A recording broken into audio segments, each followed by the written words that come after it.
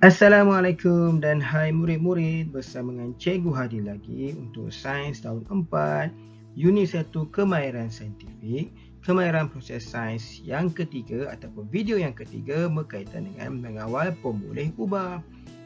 Apa dia yang mengawalnya? Apa itu pemboleh ubah? Jom kita belajar sama-sama.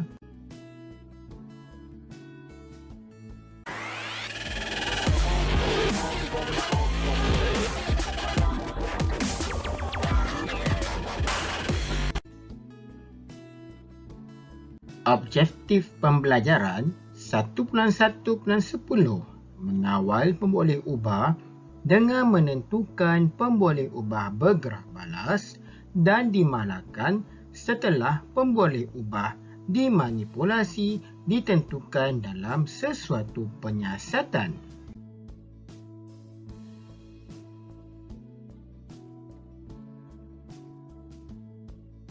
Ingat lagi tak, apakah kemahiran proses sains yang kita pernah belajar sebelum ini? Ya, ada 12, iaitu memerhati, berkomunikasi, mengelas, mengukur dan menggunakan nombor, meramal dan membuat inference. Memerhati dan mengelas serta meramal telah kita pelajari pada pelajaran yang lepas. Begitu juga dengan mengukur dan menggunakan nombor.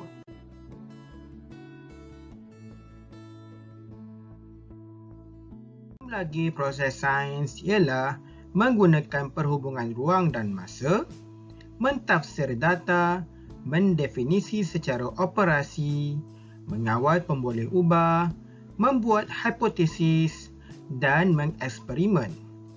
Mentafsir data telah juga kita pelajari pada pelajaran yang terakhir. Dan hari ini kita akan belajar berkenaan dengan mengawal pemboleh ubah. Mengawal pemboleh ubah.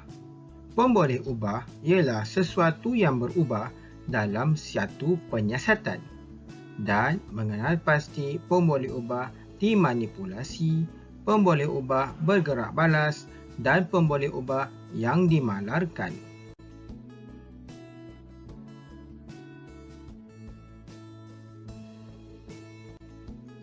Pemboleh ubah dimalarkan ataupun dalam singkatan PS adalah apa yang sama atau tetap dalam sesuatu penyiasatan itu. Cikgu menggunakan perkataan ataupun simbol PS untuk mewakili pemboleh ubah dimalarkan, iaitu pemboleh ubah yang sama. Kedua, pemboleh ubah dimanipulasi ataupun singkatannya PM ialah apa saja yang diubah ataupun yang berbeza. Dan yang ketiga, pemboleh ubah bergelak balas ataupun PB. PB ialah merujuk kepada apa yang diperhatikan, yang berubah dan bertindak balas selepas penyiasatan. Bermakna, pemboleh ubah dimalarkan PS dan pemboleh ubah dimanipulasikan PM adalah sebelum penyiasatan. Manakala pemboleh ubah bergerak balas PB adalah yang berlaku selepas penyiasatan. Jelas kan?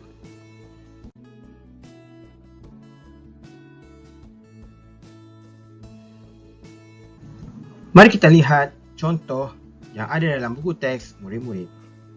Sekali lagi kita melihat maksud pemboleh ubah. Ialah sesuatu yang boleh berubah dalam sebuah penyiasatan. Mari kita kenali jenis-jenis pemboleh ubah dalam situasi di bawah. Faris dan Melan diberikan dua pokok yang sama. Mereka dikehendaki menyiasat jumlah air yang diperlukan untuk tumbesaran pokok yang baik. Mari kita lihat juga perkataan yang penting, iaitu dua pokok yang sama. Dua pokok yang sama merujuk kepada PS. Ingat lagi apa itu PS? Pemboleh ubah yang dimalarkan, yang sama. Di sini, kedua pokok adalah sama. Sama besar, sama jenis, sama dalam pasu yang sama.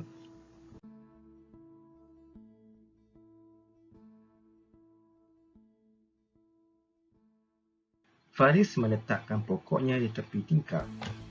Dia menyiramnya dengan 100 ml air sekali seminggu. Manakala Melan pula meletakkan pokoknya di dalam almari. Dia menyiramnya dengan 100 ml air 3 kali seminggu. Perbezaan di sinilah di mana tempat letak bagi pokok dan berapa kali disiram.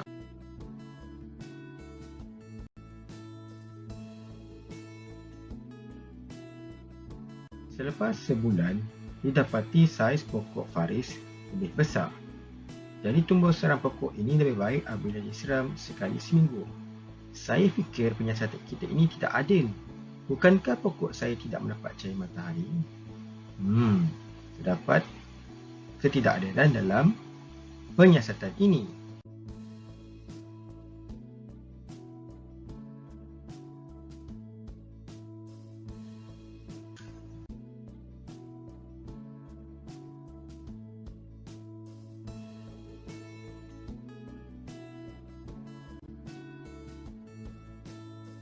Selepas sebulan, sekarang apa yang kamu dapat perhatikan? Nampaknya saiz pokok saya lebih besar, kata Melan. Jadi, pemboleh ubah yang diperhatikan ataupun PB dalam penyiasatan dikenali sebagai pemboleh ubah bergerak balas. Maknanya, hasil ataupun keputusan penyiasatan adalah dikenali sebagai PB.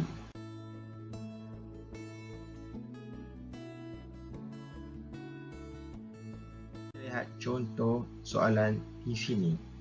Jadual di bawah menunjukkan hasil penyiasatan terhadap masa yang diambil untuk aiskrim melebur sepenuhnya. Di sini ada dua maklumat daripada jadual, aiskrim dan masa aiskrim melebur sepenuhnya. Untuk pengetahuan terdapat tips iaitu di sebelah kiri kita biasanya memandangkan sebagai PM, pemboleh ubah dimanipulasi, dan belah kanan adalah pemboleh ubah bergerak balas. Tetapi kadang-kadang jawapan bagi pemboleh ubah manipulasi atau PM tidak semestinya berada dalam jadual. Cuba kita lihat perbezaan di antara aiskrim itu.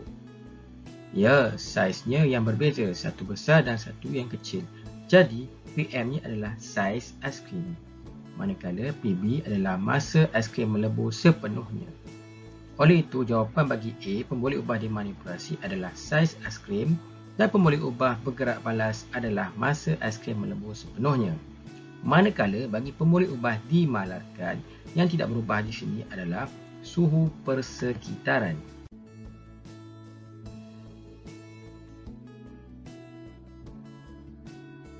Dan satu lagi contoh, raja di bawah menunjukkan tiga pasu yang serupa X, Y dan Z yang diisi dengan jumlah tanah yang sama. 2 biji benih ditanam dalam pasu X, 5 biji benih ditanam pasu Y dan 15 biji benih ditanam dalam pasu Z. Ketiga-tiga pasu disiram dengan kuantiti air yang sama. Ketiga-tiga perkataan yang bergaris adalah mewakili pemboleh ubah dimalarkan ataupun PS. Cuba lihat pada gambar rajah ini dan juga pada jadual. Di sebelah kiri kebiasaannya kita letak sebagai PM dan sebelah kanan adalah PB. Tetapi cuba lihat dalam jadual berikut, pasu X, Y dan Z. Pasu X, Y dan Z telah dimaklumkan bahawa ini adalah serupa. Maknanya dia tidak boleh menjadi sebagai PM. Lihat apa perbezaan di sini.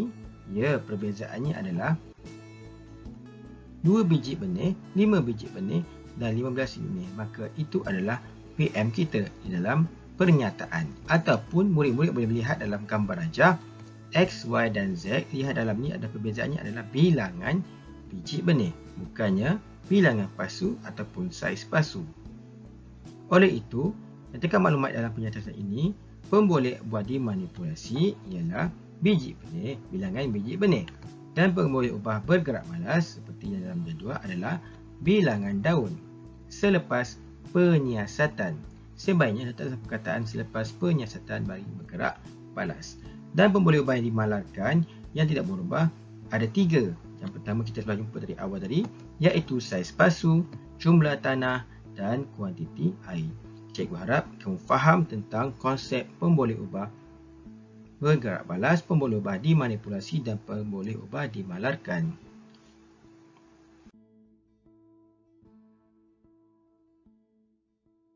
Alhamdulillah, selesai pembelajaran kita pada hari ini. Cikgu harap kamu jelas tentang konsep mengawal pemboleh ubah.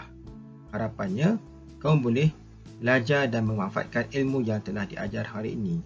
Jangan lupa untuk terus bersama dengan channel Cikgu Hadi. Ilmu dikongsi, manfaat mati. Dan tekan butang like, subscribe dan tekan butang loceng. Dan juga letakkan komen-komen yang membina. InsyaAllah semoga kita akan mendapat manfaatnya. Jumpa lagi. Assalamualaikum.